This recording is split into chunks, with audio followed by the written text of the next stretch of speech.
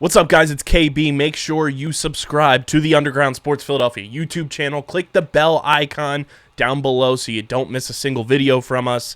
And thanks for tuning in to another video from Underground Sports Philadelphia. Now let's get into it. Philadelphia, baby, you're gonna love it. Best sports fans in the world. Actually, the worst, but that's what makes them the best. What is going on, everybody? Welcome into episode number 493 of Underground Sports Philadelphia. A little post-Christmas action here for the people. Merry Christmas, happy holidays to you and yours from everybody here at Underground Sports Philadelphia. It's KB coming at you from Underground Studios, and joining me, not from the Pitts Cave, but it is the host with the most, the people's champ, the Tiny Mike Titan himself, Mr. Patty Pitts. Patty Pitts, the champ of the peeps. Not only the Patriot ones, but the ones in the underground back. I got my tiny mic here. We're putting it to use. And yes, I'm in Southie. You know, I would say my backyard in a way. So we're in Southie right now, hanging with the boys. We got a friend home from California. You know, he lives out there. So trying to spend as much time with him as possible before he leaves. And it's also day after Christmas, feeling good. You know, it's a good time to get out. We did some shopping. It was nice. Feeling good. If you guys missed it, Pat Pitts actually hijacked the NFL Twitter account yesterday, which is pretty electric. Great for the brand. Awesome. You have to screenshot that tweet and make it your Twitter banner.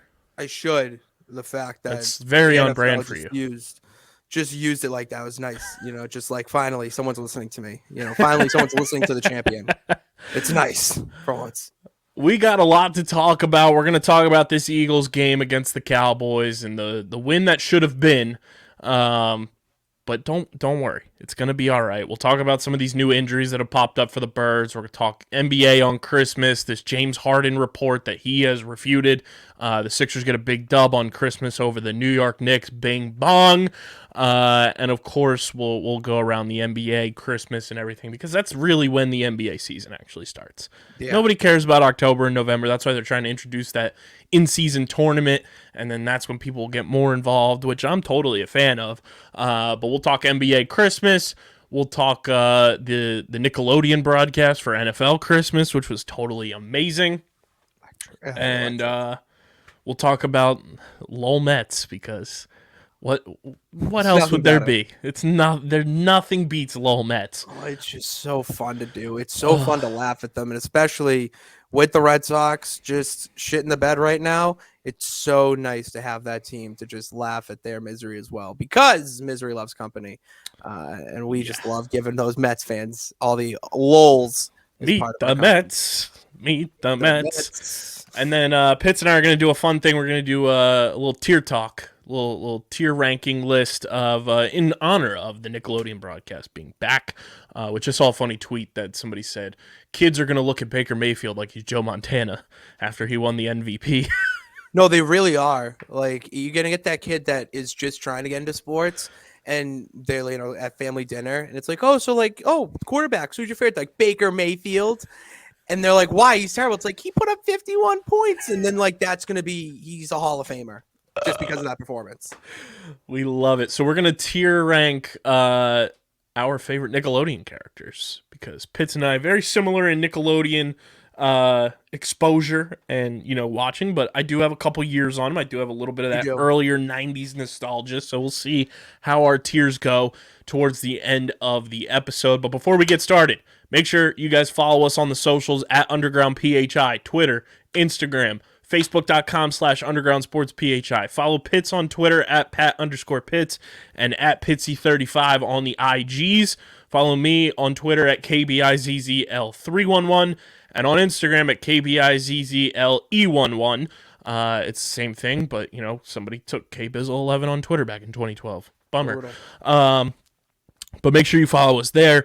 Make sure you subscribe to the podcast feed, Apple Podcasts, Spotify, wherever you get your podcasts. We're there. Leave those 5-star reviews. It really does go a long way, helping the show continue to grow.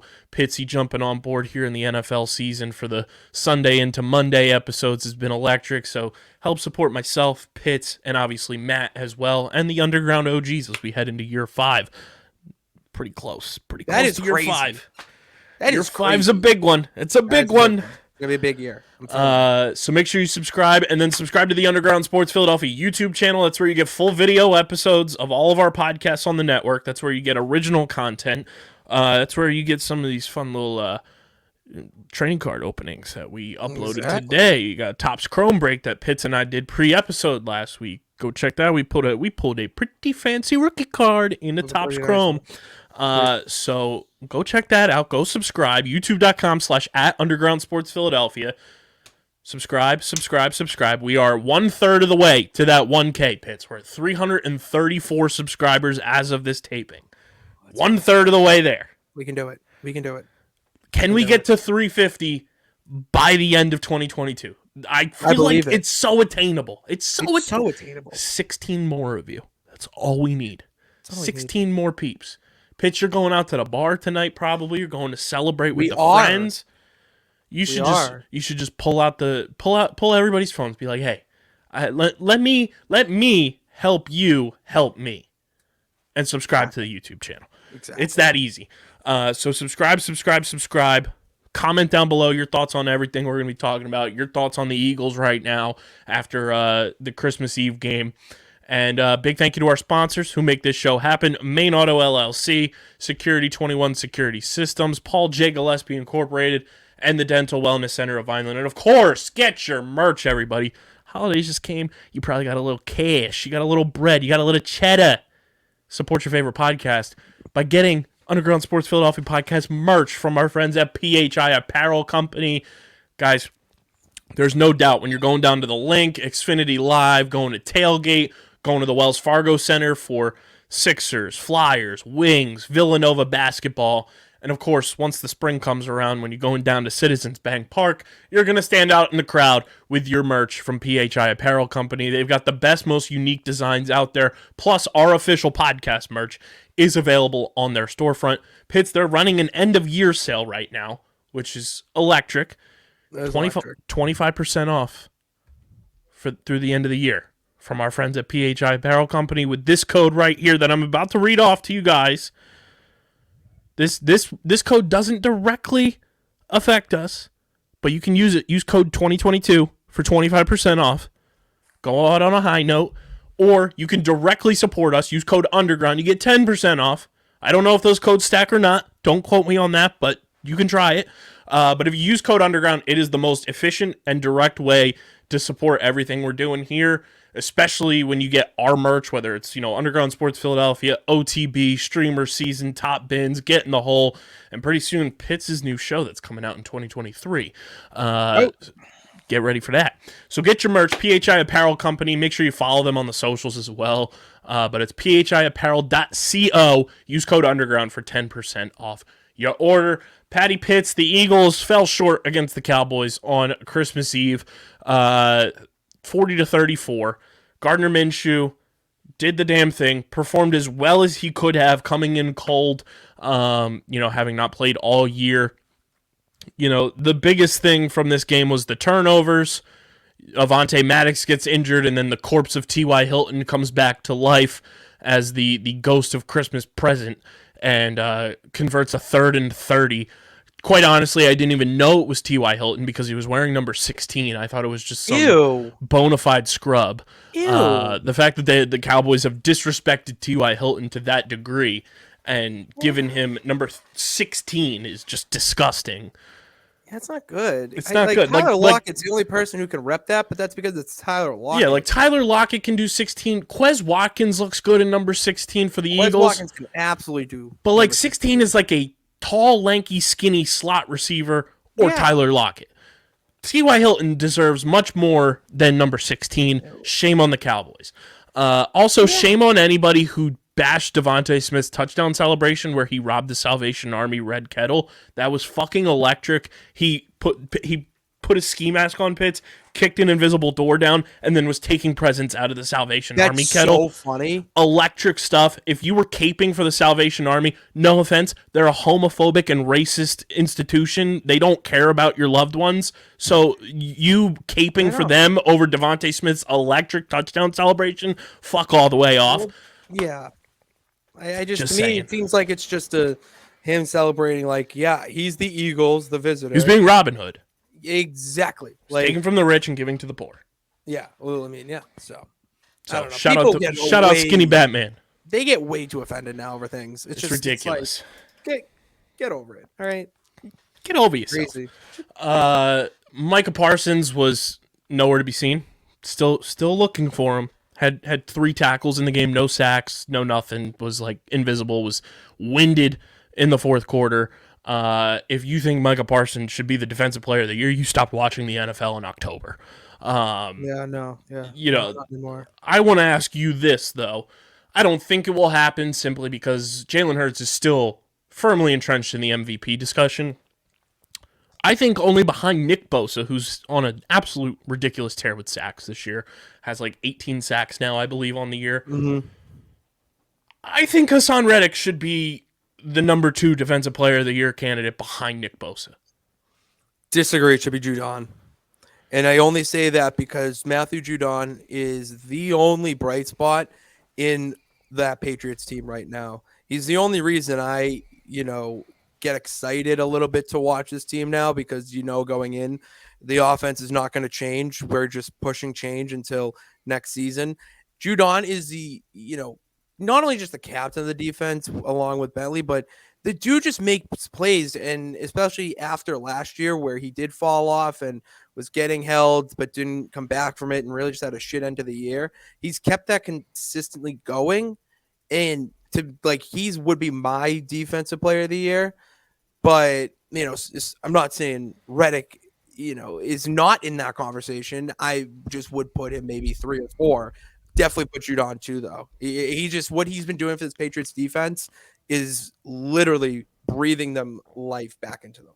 Can I read you Hassan Reddick's stat line this season? Yes. Because this might influence how you feel. Okay. He's played in all 15 games. He's got 3 pass deflections, 5 forced fumbles, 3 fumble recoveries, 14 sacks, which is a career high. Mm-hmm. 43 combined tackles, 31 solo tackles, 9 tackles for loss, 21 QB hits. Yeah, that's very good. That is very good. I would say I just feel like not enough people are talking about it. You know what I mean? No. Obviously, because the Eagles do have insane talent across that entire defensive front 7, but those are crazy, including the forced fumbles from the linebacker, edge rusher, hybrid position he's playing. To have 5 forced fumbles, which is the second most he's had in a season in his career. The most was in 2020 when he was with the Cardinals and he had 6. Mm-hmm. 5 forced fumbles from the linebacker position is wild. That's why you pay the man. Yeah. Oh, yeah. Yeah. And to have 14 sacks, a career high, that's beautiful. Mind. Wow. He loves being home. Top 3. He loves being home. I just feel like not enough people are talking about how good Hassan Reddick has been this year. And he's been one of the. And I just had Ralph Marlborough from the Saints Happy Hour podcast on Eagles Enemies earlier today. That'll be out later this week. We talked about Hassan Reddick, and it's like he's one of those guys where you have the Aaron Donalds, the Nick Bosas, Khalil Mack when he was with the Bears, that kind of stuff where they're gonna get theirs. But then you have Hassan Reddick where when he was with the Panthers last year was phenomenal, 11 sacks, did his thing, and then when he was with the Cardinals in 2020 when he had the career year with them, 12 and a half sacks, it's all right, he's a really good player. And then you drop him in around all these playmakers, all these enforcers on the Eagles defense, like Brandon Graham, like Fletcher Cox, Josh Sweat, who's having a career year, Jordan Davis in the middle. You put other good linebackers around Hassan Reddick where he's not exactly the guy like he was with the Panthers and with the Cardinals. And it's holy shit, this guy is unbelievable. Oh, yeah.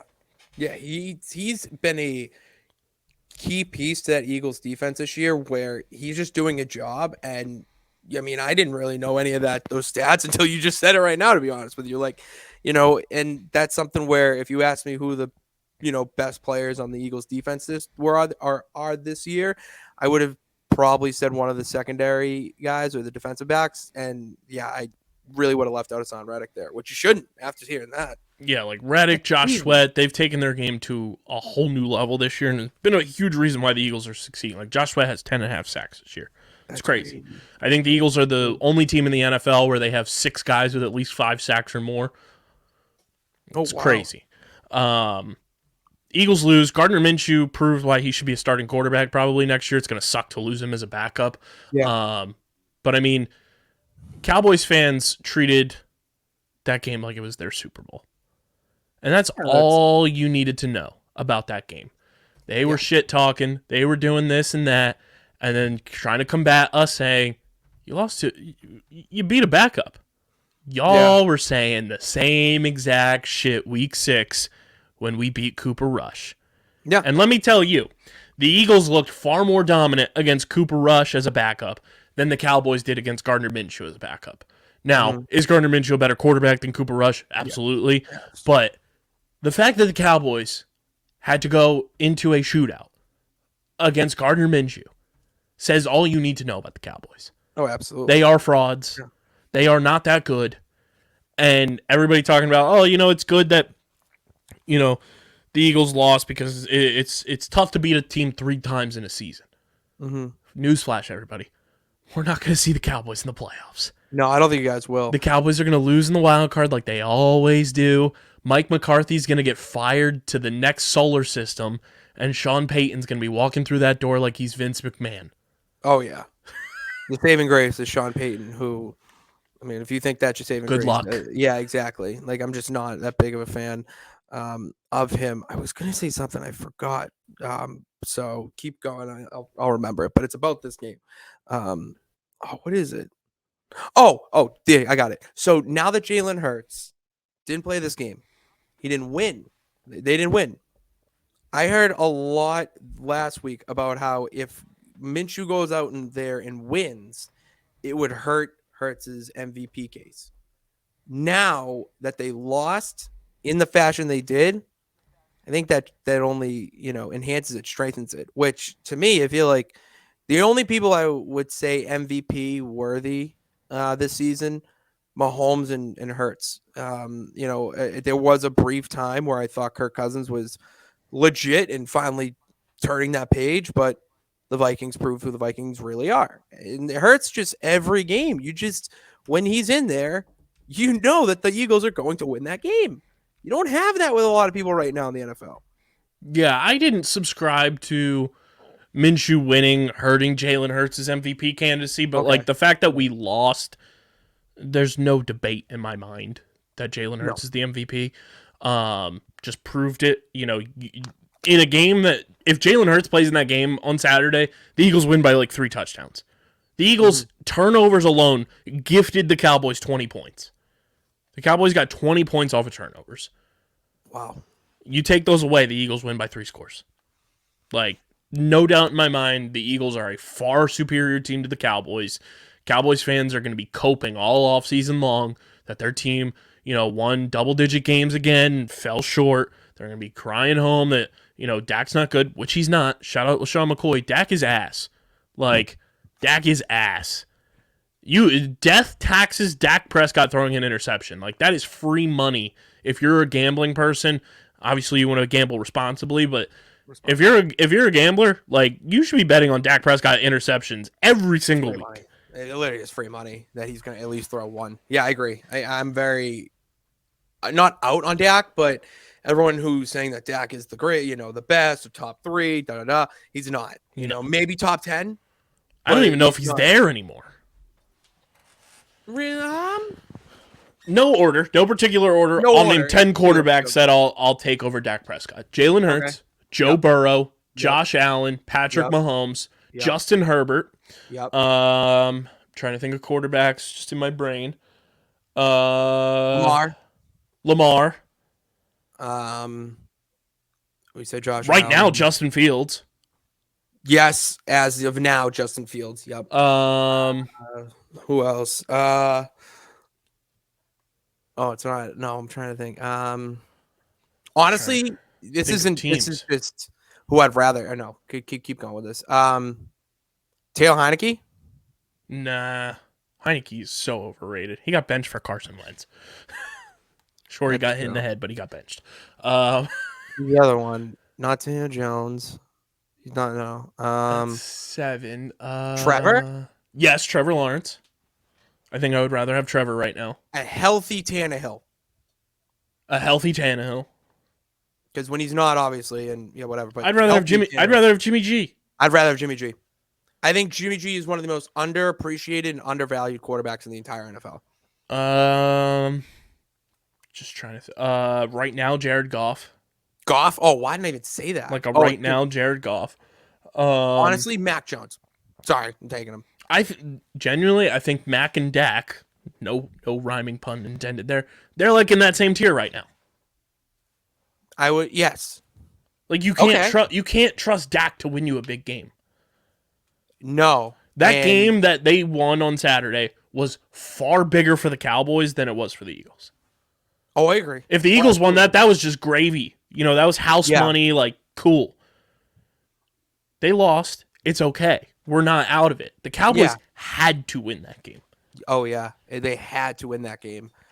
Yeah, and were gifted so many opportunities to win that game, and that's why they won.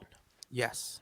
Yeah. I'm not concerned about the Eagles right now. The thing that I am concerned about is Lane Johnson's out for the remainder of the regular season with an abdomen injury. I was going to ask you about that worries me far more than anything else. Like that solidifies the Eagles' need. Like the game against the Saints is a must win because then you can rest against the Giants in Week 18. You have the bye. Lane's not going to play the rest of the regular season. That gives you 3.5 weeks of Lane rest to hopefully be okay for the postseason run. Lane being healthy, I think, is way more important than anything else. I agree. He's arguably, outside of Jason Kelce, the best player on this offense. Mm-hmm. And, Jalen's having an MVP year, but for the last decade, it's been Jason Kelce and Lane Johnson as two of the key cogs in the wheel for the Eagles' success on that offensive line. And then, obviously, Jordan Mailata has turned into he's a beast. Standout franchise left tackle. He's awesome. Isaac Seumalo is a very good left guard. Landon Dickerson, very good right guard. Pro Bowl right guard. You have guys in there, and luckily the Eagles have done that thing where, they pay attention to depth in the trenches, and they draft offensive linemen, so you have depth to move around. Lane Johnson is just so fucking good that, it makes me a little nervous about, his health moving forward, and hopefully he's okay. And then Avonte Maddox being out indefinitely is driving me insane because I think people undervalue how fucking good he is. I tweeted this November 14th that the Eagles defense missed Avonte Maddox so much. As soon as Avonte Maddox went out of that game on Saturday, that's when 3rd and 30 against T.Y. Hilton happened. Oh, okay. Yeah, Avonte Maddox is such a key piece of this secondary that makes everyone around him better, makes the jobs of James Bradbury and Darius Slay so much easier, makes the jobs of the inexperienced safeties we have back there right now, and Reed Blankenship and Marcus Epps, as a career type of thing. Like, they don't have career experience like the two guys on the outside do. Makes their lives a hell of a lot more easier than Josiah Scott does. So those two injuries are massive, and I hope they get healthy ASAP and, not rushed back healthy, are actually healthy. But missing out on those two guys and then Jalen being out right now and kind of, questionable for Sunday is tough. Yeah. Oh, that's brutal. That's going to be tough. I think if you were in the Eagles, because I talked to Ralph about this too on Eagles Enemies, if you were the Eagles, would you play Jalen Hurts on Sunday? The injury was a 7 to 14 day recovery time. Sunday will be day 13. If it's against another team, yes, but I feel like they can beat the Saints with Gardner Minshew. That's how I feel too. I am also in the camp that Jalen's pretty okay, I would say, because even after he took that hit against the Bears where he allegedly got injured, he was still throwing fucking dimes to A.J. Brown the rest of that game. Yeah. So it's he can still throw the ball. It's just a matter of pain tolerance. And this game, if you win, you get the 1 seed, you win the division, it's locked up, you don't have to worry about Week 18. I think if you can get away with playing Jalen for a half, yes, okay, there you and go. be up by 2-3 scores going into halftime, Mm-hmm. Like, say you're up 24-7 at halftime Very, very with doable. Jalen starting. Very I feel doable. comfortable putting Gardner Minshew back in and closing the game out. Yeah, and then have him start week 18. Exactly, because then So that you go, game means nothing. The Giants have a wild card to play for, but that doesn't really matter. We can just play spoiler on defense, which would be absolutely comical That'd and be the hilarious. That would be the best. But I think I'm leaning right now, even with Lane out, I'm leaning, seeing if Jalen can go on Sunday for at least a half. I think because a half is like, what you you're also trying with to a get. quarterback and a shoulder thing. I don't want to call it an injury. It's a minor It's a thing. setback. It's a shoulder minor setback. Yeah. You don't want him to kind of just be not throwing for a month. In my No. eyes, like if Jalen doesn't play against the Saints, you beat the Saints. He's obviously not going to play against the Giants. Yeah. Then you're going to have the bye week, and that's a whole month that Jalen Hurts Yeah. isn't going to play in game action throwing the ball. Mhm. That concerns me even more. Yeah. Just keeping him sharp and keeping him going. Mhm.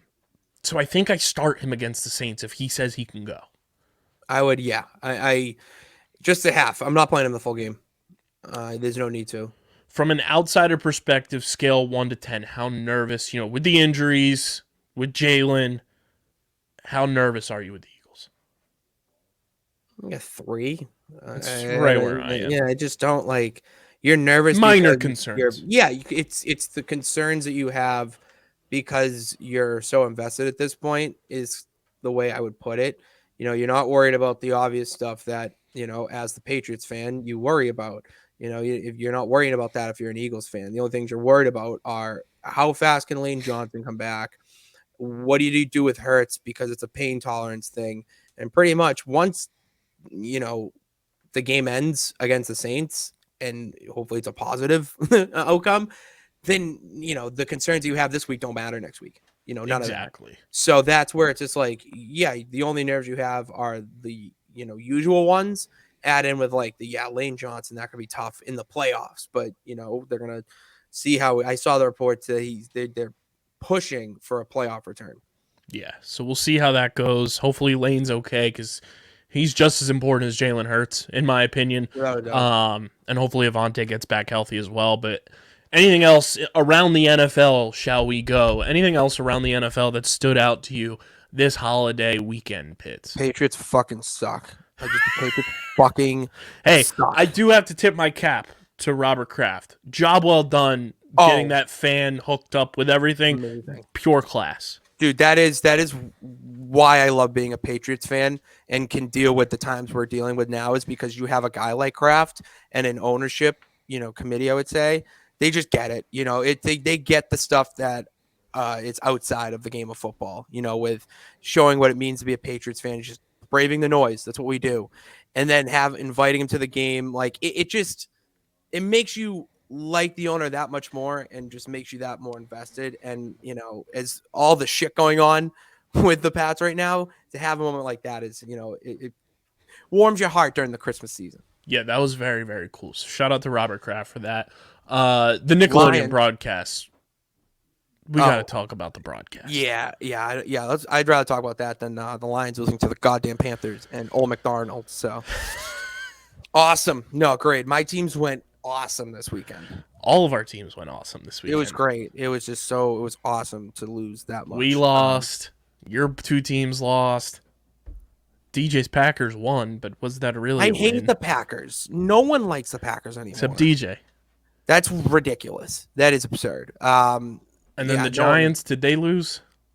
Giants. Who they play? I have it. I think they lost.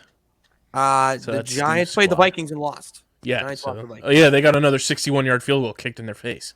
That is unbelievable. Like, just incredible. Oh, that's hilarious. The Nickelodeon broadcast. Yeah, let's talk about that because oh my god, that is the most revolutionary thing in sports right now. Russell Wilson should just retire. Oh, he needs to go, like ride off into the sunset. Just take Sierra 1-2 step your way out of the league and just start a new life. I can't deal with you. I don't hate a lot of people in the NFL for any reason, but Russ just gets under my skin because he is the fakest person alive. He's like that kid at your high school where everyone thinks he's the coolest dude, and then you realize that he's just a shit person outside of the classroom. Like that's what I Like, get from Russ. the fact that he got dunked on by Patrick Starr, Oh, Patrick Starr rock star. ended his life. What is he cooking? It's like, oh, it was. Oh, I there's love Russ Wilson. I would Oh no! Oh no! oh no, that's called an intraception. I was like, yes, he did it. Like everything about the Nickelodeon broadcast with bringing in Patrick Starr and like the animated stuff, they hit the nail right in the head. I They mean, crush. Shout out Nate Burleson. oh, dude, Nate Burleson, top 5 favorite personalities in the NFL. He's right so now. good, man. So versatile. He's like a Swiss Army knife. I love it. The Nickelodeon broadcasts always rule. Baker Mayfield wins the MVP. They left Russ off the ballot. Dude, he dropped 51 on the Broncos. That is embarrassing. You know what's funny? I brought this up at my Christmas dinner last night to my cousin-in-law and my dad. That Rams-Broncos game meant nothing to either of those teams. That game was far more important for the Detroit Lions and the Seattle Seahawks. Exactly. Because the two teams who played the game don't have their first-round picks. And they're both 4-10. The Lions and Seahawks own those first-round picks. Seahawks fans had to be over the moon that Russell Wilson got his shit kicked in on the Nickelodeon broadcast. Because now the Seahawks have a better draft positioning than the Lions do with the Rams pick. That's incredible. That is incredible. And Like, Baker I Mayfield can't think of might be- another time in NFL history where the two teams playing, the game was more important to two other teams. That's such a good point. I didn't realize that. Like, it's I insane. don't think about that. Like, Yeah. there's 3 teams this year that are just rooting for other teams to lose because they have their first round draft pick. The Lions, the Seahawks, and the Eagles. Yeah. Rooting against the Rams, Broncos, and Saints. That's how rivalries are born. That's I just love it. incredible. That is incredible, actually. Wow. It's I didn't wild. think of that. I did not think of that.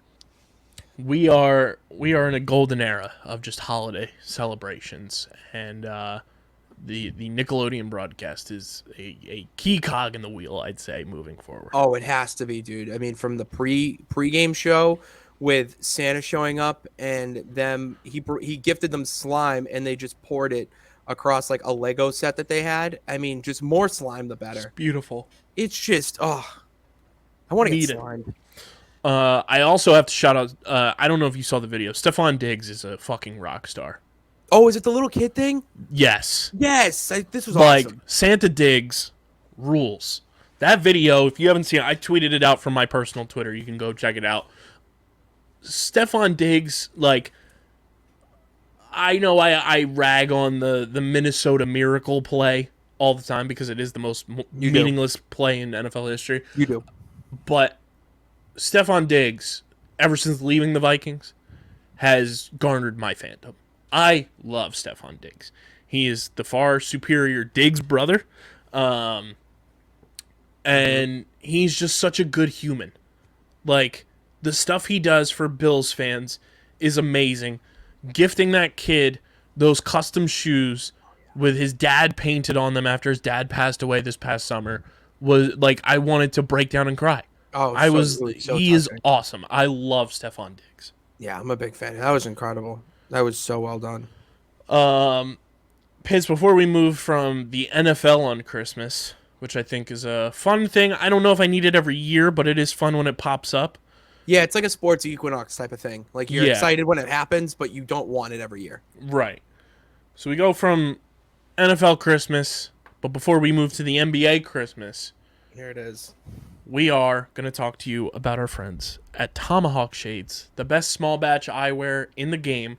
You guys can go to tomahawkshades.com. Use code USP for 25% off your order of sunglasses, blue light glasses, the Tomahawk snow goggles. They're back in stock. Go get them while they're here. TomahawkShades.com. Use code USP for 25% off your order. Best small batch eyewear in the game. Pitts, before we get to your power rankings, I figure let's do our tier talk now.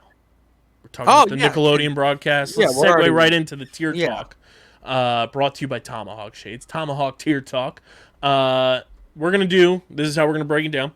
Pitts and I are gonna have our own tier 1s, our tier 2s, and our tier 3s. Each tier gets 3, franchises from Nickelodeon. Oh, franchises. Yeah, just go with the show. We go with the show. Easier. I like that. It'll embody the entire thing there. So we'll go tier 1, tier 2, tier 3. Now, do we want to do it where we rattle off our tier 1s all at once, our tier 2s all at once, and our tier 3s? Or do we want to go reverse order and do tier 3, tier 2, tier 1? Oh, okay. Like work up to it. I like the bottom. All right, so we'll start with tier 3. Pitts will give his tier 3s first. I'll give my tier 3s afterwards, and then we'll work our way back. So, Pitts, your tier 3 Nicktoons. And for the people at home, this is Nicktoons. We're not including like the iCarlys, the Drake and Josh, even though they're incredible shows. We're going cartoon wise. All right, I'm gonna go with my tier 3, Rugrats All Grown Up, and I Great say this pick. because it is not obviously better than the original. Nothing will, but All Grown Up had a different feel to it, where like you actually felt like, oh, I finally grew up with these kids, and it kind of like, I mean, I learned about karma through All Grown the Up. Like, Pokemon trading card game spin-off episode was electric. oh yeah, like incredible type stuff, and it was the first time that you saw a franchise, at least in my eyes, evolve their characters into actually growing them up, and not just keeping them the same age, but you fully giving them a character arc in another way. Like, it was so well done, and yeah, All Grown Ups is definitely in the tier 3. Great pick. Your next tier 3. My next tier 3. All right, I wasn't a big fan of this show, so you might disagree, but I know it's iconic. Angry Beavers. I was not a big Angry Beaver. I was not a big Angry Beaver watcher, but when I did, I liked it. That theme song slaps. It is a good theme song. All right. Angry Beavers. I love that show. That was a good one. That was really good. Whenever Norbert yelled at Daggett was amazing television. Okay. My third one is it's not because it's good. It's just because of, what it was. Do you remember Mr. Meaty? Oh, of course. I love Mr. Meaty. Mr. Meaty was one of the most fucked up shows when it came to the visual, because it's just clay people, but it looked like, just Puppets. not good. It was weird. But they had good characters. Oh, yeah. In it, and the characters were funny. Josh and Parker were electric. Oh, so funny. That show, like, I used to watch that. That is the number one insult me and my dad use when we're looking at people like athletes and stuff. It's like, that dude looks like he's straight out of Mr. Meaty. That is a dude. Imagine like telling someone they look at Mr. Meaty. You just have to end it all. I might have to add that to my book. I might have to add that to my pocket. Just like someone put me at the bar tonight. Bro, you like, look straight out of Mr. Meaty. Get out of my face. I don't know if they'll be confused, stunned, annoyed. Like, I want to see that reaction. He's so funny. I'll have to ask my dad who we always say, but there is somebody that we're always like, yo, bro, he looks like he's straight out of Mr. Text me when Meaty. you find out. I need to. Oh, it's so fun. That's a great pick. I love Mr. Meaty. That is a hot take because people hated that show because it was nightmare fuel, but it was such a good show. Yeah. Yeah. All right, my tier 3s. And I think for just the fun, we're going to have different shows for every tier. We're going to pick different. It's going to be like, all right, Pitt's shows are off limits now for my tier 3. Tier 3 for me, I am going to go with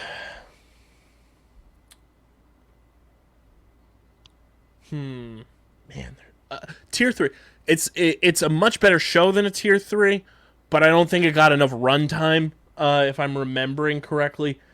It got 6 years, but like I feel like this show could have gone on way longer. Give me Chalk Zone. Rudy's got the chalk. Rudy's got the chalk. Chalk zone. That show, you know what? I will say that. It didn't have the longevity that it should have. But the premise of it and the actual show So itself good. was very entertaining. I loved it. Yeah, I'll give Shout that out to it. Blocky. Yes, dude, that was incredible. Oh, that show was awesome. So good.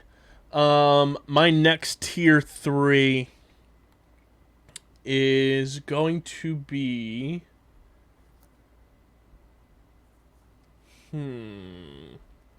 Here's another good one. It's better than a tier 3, but again, don't think it got enough love.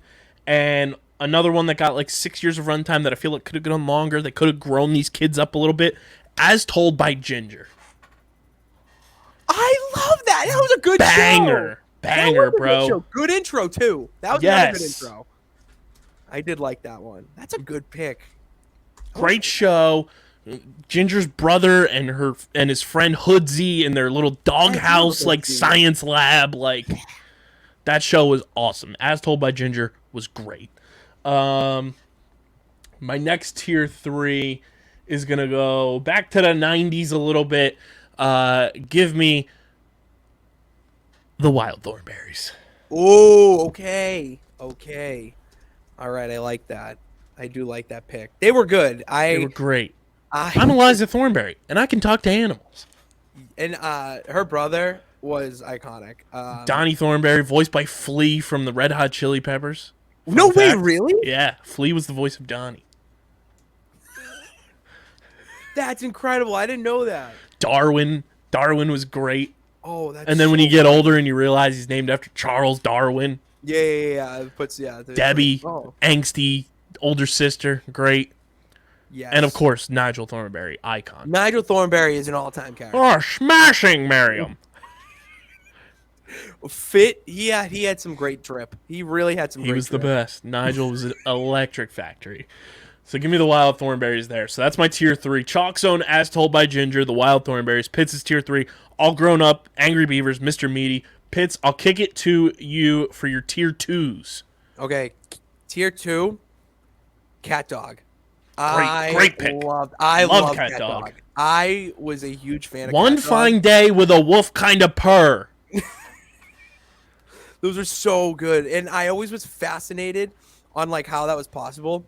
And I actually wanted to be Cat Dog one year for Halloween, but couldn't find someone to do it with me. So good. So yeah, Winslow, iconic meme.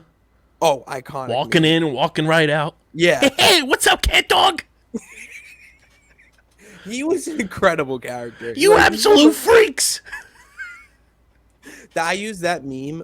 I used it way too much when I first got on Twitter. I was just like, that was like one of The my Greaser favorite- Dogs, fantastic villains. Oh, they were great. Like the whole show was a good. Such a good thing. show. Such a good universe. Like the Cat Yeah. Dog like show is just great. Great pick. All right. Okay, I'm saving that one because that's not a tier 2. Oh, okay. I want to put it in tier 1, but I'm gonna put it in tier 2. Jimmy Neutron.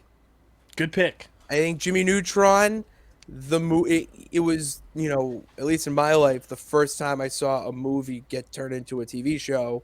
And I then got the an TV advanced show- screening to the Jimmy Neutron movie because I won a coloring contest in my local newspaper. That's incredible. I got to an advanced screening. I won a copy of the soundtrack. I won Jimmy Neutron movie Like the toys. It was great. That was a great soundtrack too. Such a good soundtrack. America. Sheen.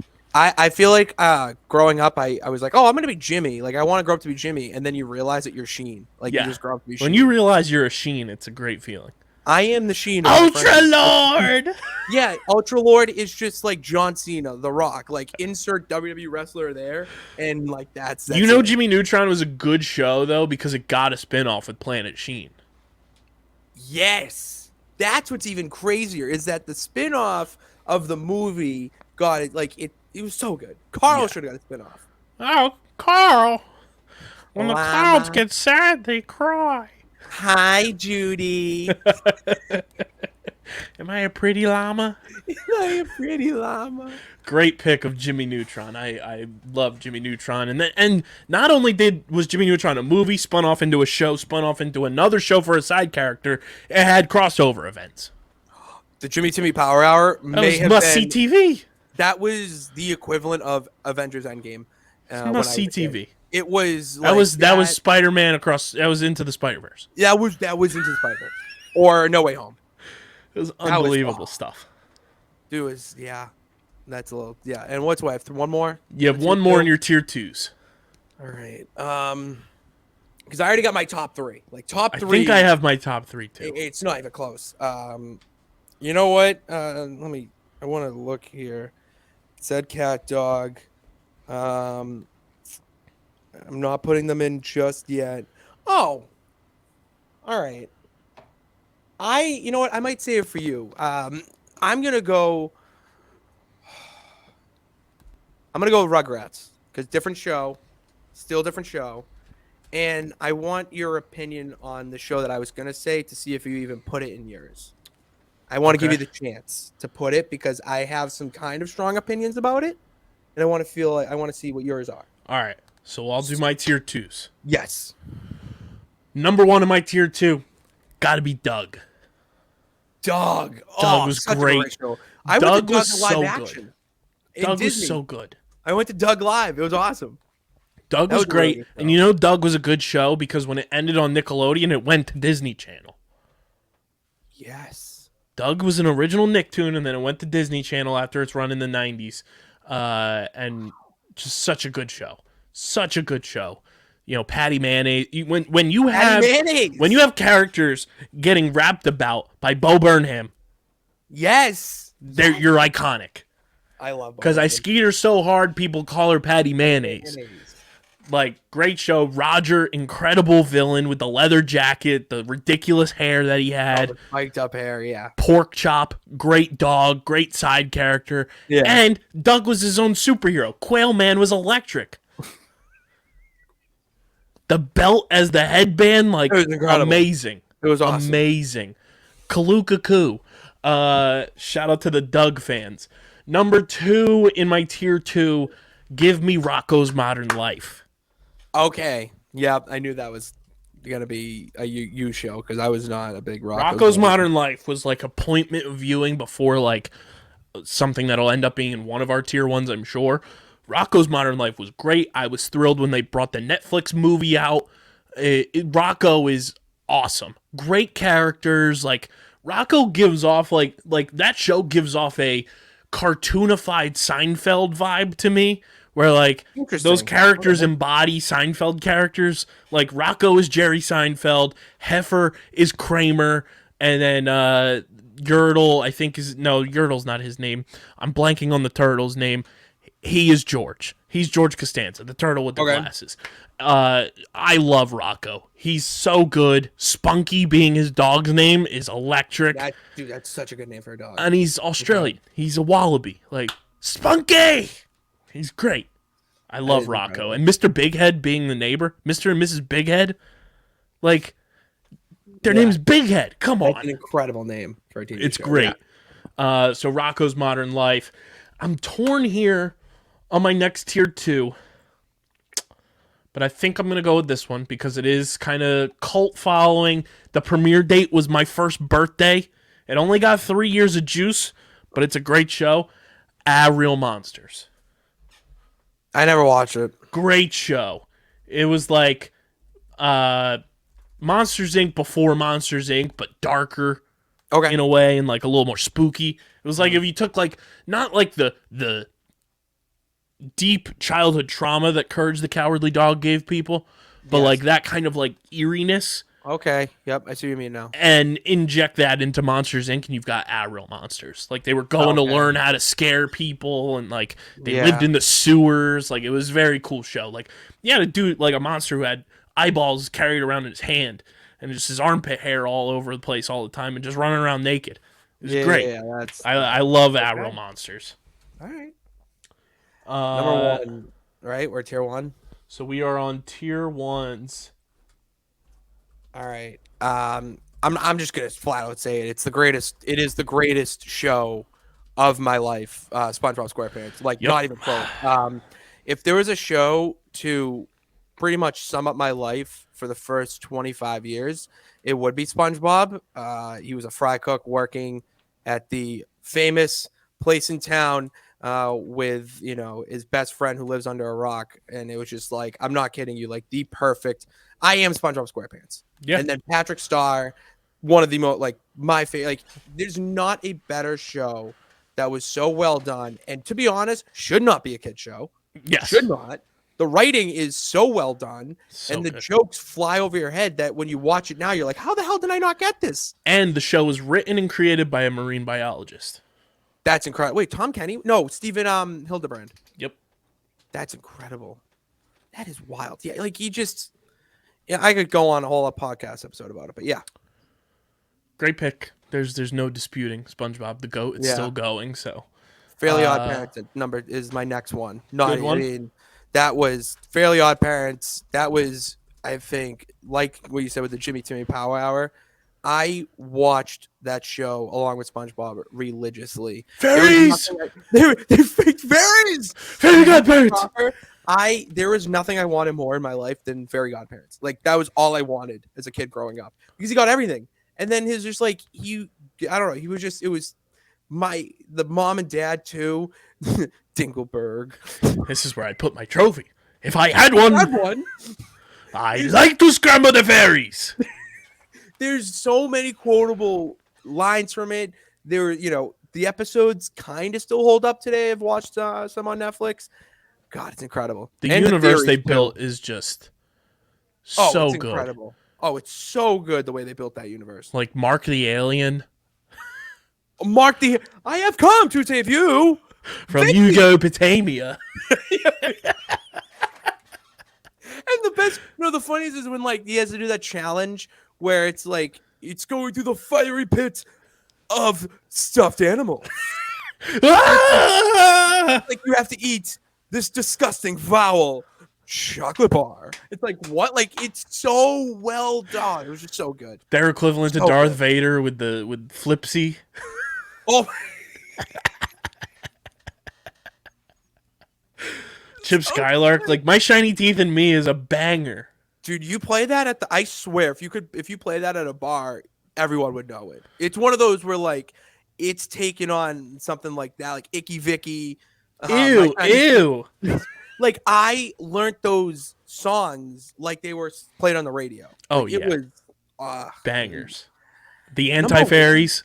The Anti-Fairies were so well done too because they're just corporate and just boring. Well, you had the Pixies and then you had the Anti-Fairies. The Anti-Fairies was like is Hillbilly Wanda and like Monocle Cosmo.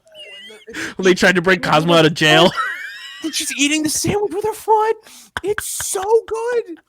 Trying to break Cosmo out of jail. Oh my god, it's so like that's what I'm saying. Like there's so many good episodes from it. And then they introduced Poof and Foop. Poof honestly was not a bad addition. No. I mean, at this point, they had to have at least a baby. Yeah, you got to put someone in there. Poof was great. Fairly Odd Parents definitely great pick. Great pick.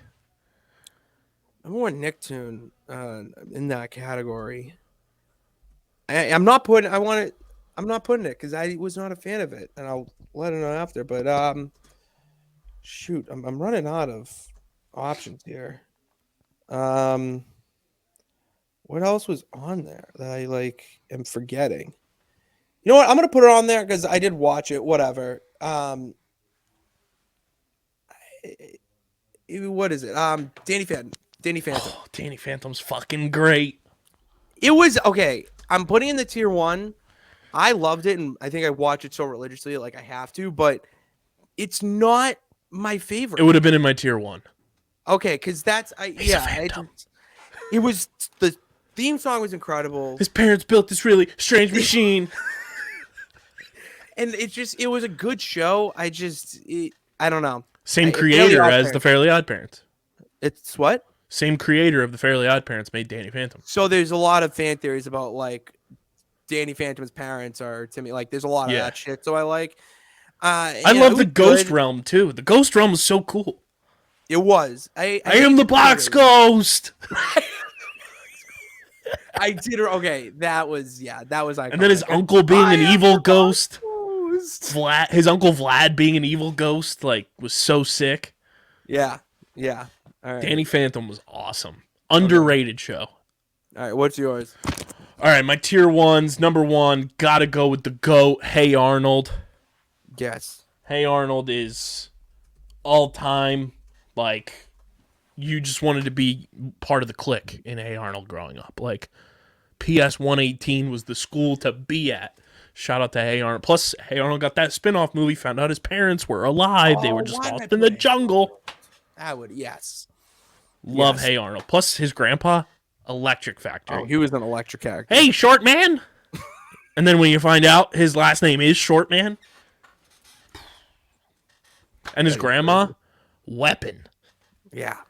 Hilarious. The episode where she teaches him Taekwondo and karate to catch the fly to beat up the guy who stole his wallet. Ugh. My grandma Weapon. ain't teach me that. Hey Helga. Arnold. I will. Helga. Helga Batassi. Wait, no. Yeah, Helga Yeah. Batassi, right? Having a God. shrine made out of gum. Yeah, that's the type of obsession I wish. Gerald, someone had over coolest me. best friend ever. Gerald was the homie. I Awesome. wish I had a friend like Dude, Gerald. the episode where there was trash can day, where the fourth graders. Yeah. I remember that.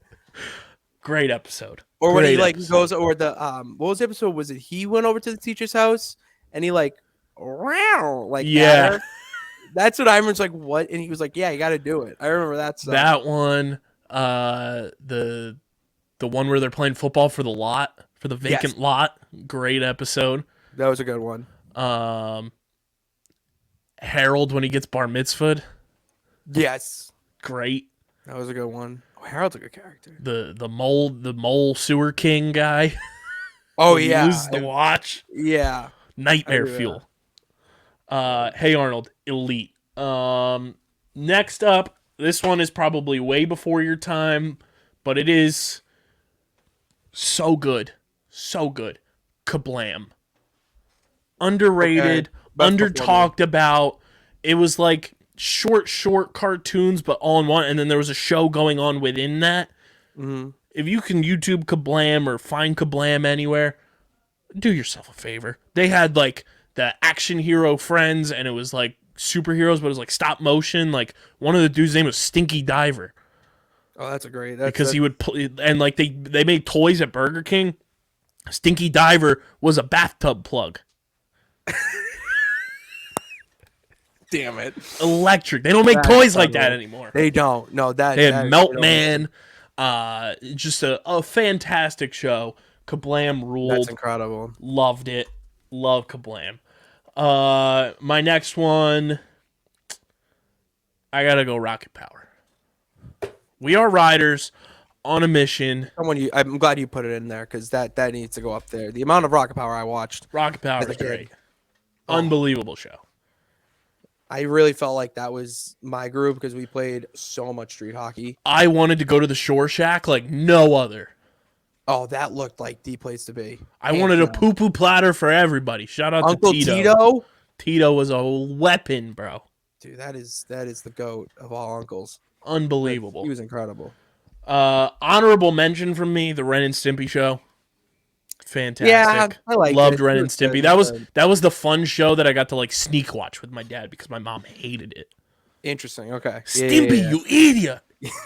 They were. I will say, great duo. Like, great Oh, character fantastic. duo. Well, that was good. Yeah. Any other honorable mentions from me? It wasn't really my cup of tea, but I feel like I could watch it now and kind of get into it more because it's kind of a more mature show. Avatar: The Last Airbender. Yeah, I would get into it now. That Yeah. was not a younger me type of show, but now that, yeah, I would definitely watch it then. Also got to give a nod to the Penguins of Madagascar. Smile and wave, boys. Smile and wave. Oh, dude, I loved the Penguins of Madagascar. Oh my god, they were my favorite characters in Madagascar. Yeah, they were unbelievable. I was trying to see if there's anything else that I missed here. Yeah, I don't think I missed anything. What was Okay, the show you were going to mention? It was Danny Phantom. Oh, okay. Yeah, I just Danny am like, Phantom- I Danny it- Phantom rules. It was GOAT. I know that, but like, I don't know. It just was not my favorite, but I know that it's a good. You know what I mean? It's Yeah. one of those. Danny Like, I Phantom's know it's awesome. good. Yeah. You are in the trust tree here. Danny Phantom is a tier 1. Okay. So there it is. Our Pitts' tiers. Tier 3, All Grown Up, Angry Beavers, Mr. Meaty, Cat Dog, Jimmy Neutron, and Rugrats are the Tier 2. Tier 1, SpongeBob, The Fairly Odd Parents, Danny Phantom. My Tier 3 is Chalk Zone, As Told by Ginger, The Wild Thornberries. Tier 2, Doug, Rocco's Modern Life, Real Monsters. And Tier 1, Hey Arnold, Kablam, Rocket Power. We'll put graphics out. Let us know how you feel about our tiers there, what you would put in, what you would take out. If we missed anything. Good. If you're younger and you're watching some of these new Nicktoons, You're like, what are you doing? what should we be watching? There you go. So there's our Nickelodeon tier talk. Pitts, did you watch any NBA on Christmas? I did watch the Sixers. Are we doing power rankings or? Oh yeah, duh. I'm here. That's why you're here. Pat Pitts, Week 17 Power Rankings, brought to you by the homies over at Trophy Smack. Guys, there's no better way to upgrade your fantasy smack talk. Playoffs are here for fantasy. Get your trophies, your belts, your rings, all upgraded now, just in time to announce your winners. Trophy Smack is the place to do it. They've got belts, trophies, rings, last place trophies, medal wall art. They've got everything you possibly need to upgrade your fantasy smack talk. Go to trophysmack.com/underground and start upgrading your fantasy smack talk today. That's trophysmack.com/underground, trophysmack.com/underground. It is time for week 17. I'm going to hit the music here. And I'm going to let that go there. I'm going to give Pitts the floor. All right, yo. It is time for your champ, Patty Pitts' power rankings of the week. Coming in at number 10, the Ravens. Even though Lamar Jackson's not playing football, they're still winning games and still seem like they're going to be a playoff team. When he comes back, it's going to be more of a threat, and they are my number 10 team. Number 9, the Texans.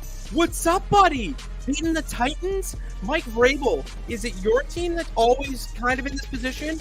I mean, it's Tannehill goes down. What about Malik Willis? He can't throw the ball, so give it to the other guy who can run. I don't know. Texans really coming away was really shocking to me. Number 8, the Rams. Baker Mayfield may have just played his way into a job next season. I know it's the Broncos. I know it's Nathaniel Hackett, and he got the axe today. But still, I mean, the Rams, the fact that Baker Mayfield found a way to put up 50 points with his Rams team and Mac Jones still can't move the ball 5 yards with the Patriots, it's nonsense. Number 7, the Vikings. Congrats. You won. Another 61-yard field goal for the win. I mean, if that's how you're going to win games, it's all that matters in the playoffs is W's. Number 6, the Lions. Okay, I know Lions, but you did lose this week to the Panthers and Sam Darnold, okay? You lost to Sam Darnold and the Panthers when you were on probably one of the most important runs of your entire franchise history. Shame on you. You're out of the top 5 because of it. Because this guy took your spot and stole the show this weekend.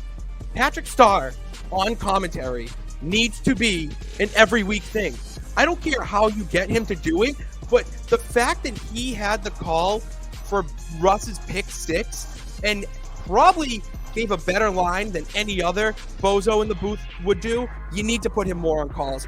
I'm going to talk to Nate Burleson about that. Number 4, the Eagles. Kyle, I know, I got to keep him in the top 5 because best team in the league, but they're not in the top 3 because they lost to the Cowboys. You got to be punished for that. So the 49ers are going to take your spot at 3. They had a big win, and honestly, it doesn't matter. I said it last week. Anyone can play quarterback for the 49ers. Their defense is just that damn good. And then number 2, the Bills. Josh Allen, Stephon Diggs. It just doesn't matter who is catching the ball on offense. They're just riding. They're incredible. And then number 1, the Chiefs. Obviously, it's the most complete team in the AFC right now. That's it. That's what I got. Being serious, my number 1 here. Chiefs, looking good.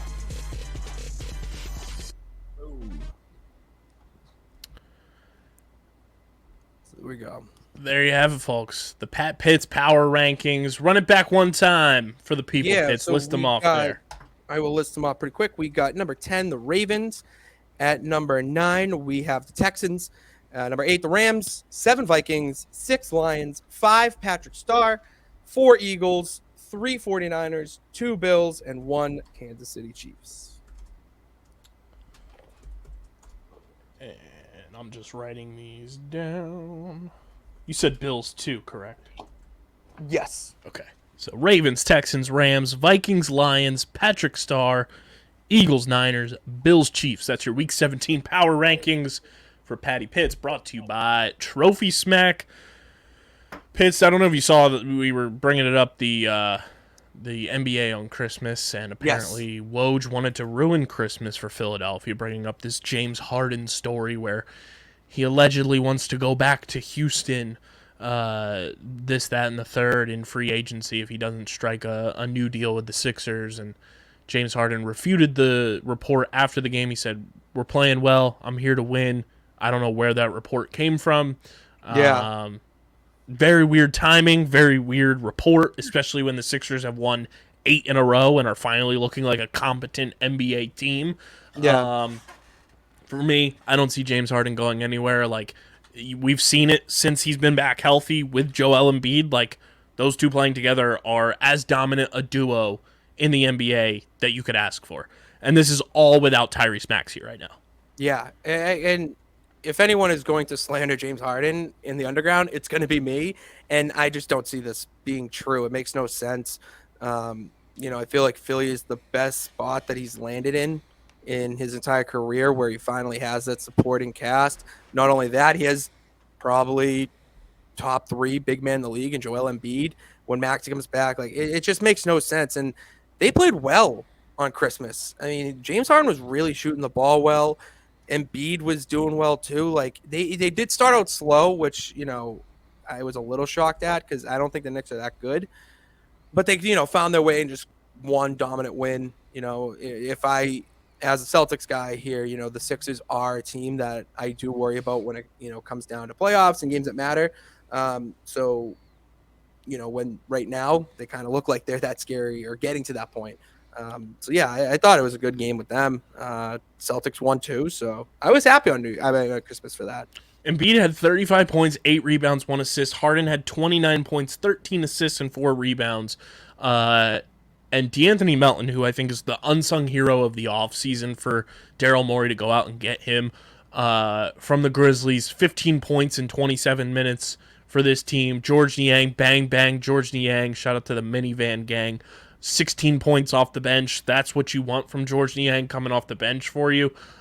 Shake Milton, another fantastic, had that fucking unbelievable halftime buzzer beater to go into halftime. That was great. Had 8 points. I did see that. That was filthy. Electric. That was nice. That was right. PJ Tucker is PJ Tucker. I mean, yeah, they were giving. He was giving. He kind of interests me. I forgot you guys had him, to be honest with you. Tobias, I think he was on the show when we broke the news that he got signed. Not the best Tobias game, but like Tobias is fine. I saw a report that the Knicks are like potentially interested in Tobias Harris. There's nothing on that Knicks roster that I would want for Tobias Harris, and there's not much that you can improve upon Tobias Harris at this point in the season. So like the Sixers are going to be with Tobias Harris until the end of that contract, in my opinion. But I mean, you look right now, the Sixers are a half game out of the 4 seed at 20-12, have won 8 straight, which is just absurd. Like they were at 500 and have now won 8 in a row to get to 20-12. Have kind of really separated themselves from the 6 to 8 spots in the standings in the East. Celtics still on top, Bucks right behind, Cavs having a fantastic year with Spida in the fold, with Donovan Mitchell, and then the Nets at 21-12 somehow are in 4th place, and then the Sixers right behind them, just a half game back. But the fact that the Sixers have been off to this shitty start to the year and have now won 8 in a row and are right back in the thick of it. Yeah, that says a lot. That says a lot about this team. Just when I'm out, they pull me back in. That's what happens. Doc Rivers. Yeah, Doc Rivers, my guy. Shout out to the boy Josiah Johnson. Make sure you guys are following him if you're not. He's one of the funniest dudes on Twitter. He tweeted. Follow him, yeah. He said, "What do you want?" DJ and I met him this summer. No way, really? PLL game. Yeah, he's a homie That's now. so cool. He said, "What do you want to get your NBA team this summer?" I said, "Fire Doc Rivers and hire Sam Cassell." I mean, yeah, Sam Cassell. I mean, I would. And I think Doc read that tweet and was like, "And I took that personally." And I took that personally. He absolutely did. That's the reason why he got the boys back. I think the NBA on Christmas is a tradition that like is flawless. Unmatched. It is one of the best combos in television. I'm trying to It think of really like sports traditions in terms of like holidays. I think it's NBA on Christmas. It's the New Year's Six bowls for college football. Like those, like the New York, those are like the big How are you games. not Like putting Thanksgiving NFL? Thanksgiving, NFL. Well, this is just no order. I'm just Oh, no rattling them off. order. Okay, Yeah, okay. just rattling them off. Rattling The off. Okay. New Year's Six bowls for Okay. college. Thanksgiving, NFL. Yep. I saw one today for lacrosse that would be great because it is a heavily influenced by Canada and everything. Boxing Day NLL would be off the charts. Can Yeah. totally be done on the schedule. Need it. Mhm. I'm trying to think. Is there any for baseball? I mean, Memorial Day. I feel like July 4th is kind of one Yeah. as well. I think July 4th Honestly, is college lacrosse Memorial Day. there. College lacrosse Memorial Day. It's like that's 100%. the one thing I knew about Memorial Day. 100%. After what's on. I think 4th of July for baseball is like one of Yeah. those where it's like, all right, it's the only thing on. It's Let's also right do before our thing. the All-Star break. Right. So it's like it's a good segue into All-Star weekend with the Yeah. home run derby and everything. Labor Day is kind of the start to college football. It's like Ooh, week 0. Yeah, the week 0 weird. Um, I remember years there's ago. not much for hockey. No, there's not. I know soccer is like big, like today, like Boxing Day is like the big comeback Yeah. for soccer from winter breaks typically. Mm-hmm. But yeah, I think like every sport should have like that holiday tradition one way or another. Yeah, I agree. They should do something like that. It just Obviously, makes I it would easier. I would love the players to be with their families and everything first and foremost. Yeah, but not on it. It's not every holiday, Right. so it can make it work. And there's stuff that'll happen to make things work. Yeah. But NBA on Christmas is like the unofficial start to just the NBA season as Yeah. a whole. That's when everyone starts paying attention. So that's a fun thing. Sixers get the dot. And for everybody out there, I easily would have traded a Sixers win for an Eagles win. Oh, absolutely. Yeah. Yeah, at this 100%. 100%. Who needs it more? Yeah, Sixers. That's all we got for you guys. Good episode, good fun banter. Make sure you guys are following us on the socials at Underground PHI, Twitter, Instagram, Facebook.com/Underground Sports PHI. We got some big things coming in 2023. We got one final show Wednesday night for 2022. That's fucking insane. That's wild. We got a lot planned on there. We were talking in some of our group chats today about big time content coming to the YouTube channel in 2023. 2023 is going to be a massive year for us. So get on board. Tell your friends to get on board. Follow us on all the socials. Just search Underground Sports Philadelphia at Underground PHI. Follow Pitts on Twitter at Pat_Pitts, at Pitsy35 on Instagram. Follow me at KBIZZL311 on Twitter and KBizzle11 on Instagram. Make sure you subscribe to the podcast feed, Apple, Spotify, wherever you get your podcasts. We're there. Subscribe. Leave those 5-star reviews. It really does help. Whether you think it does or not, it does help the show continue growing. Helps us, get more eyes and ears on the podcast. Just search Underground Sports Philadelphia on your podcast app of choice and subscribe to the YouTube channel. YouTube.com/@Underground Sports Philadelphia. You get full video episodes of every single podcast on our network. You get original content. You get clips. You get shorts. You get live streams. Everything that you could possibly think of happens on our YouTube channel. YouTube.com/@Underground Sports Philadelphia. Subscribe. Smash that like button. Ring the bell icon. Comment down below your thoughts on our Nickelodeon tiers. Your favorite Philadelphia sports gift that you got this holiday season. Leave it down there. We'll read them on the next show. And big thank you to you guys for supporting us all of 2022. Obviously, we'll have one more show this year.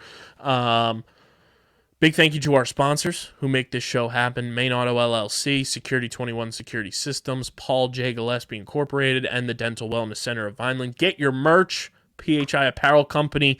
Go to phiapparel.co. Use code UNDERGROUND for 10% off your order. It's the best, most effective, and most direct way to support everything we're doing here. Get your merch. Rep us out in the wild. We're being repped in Oregon right now by one of our OTB listeners.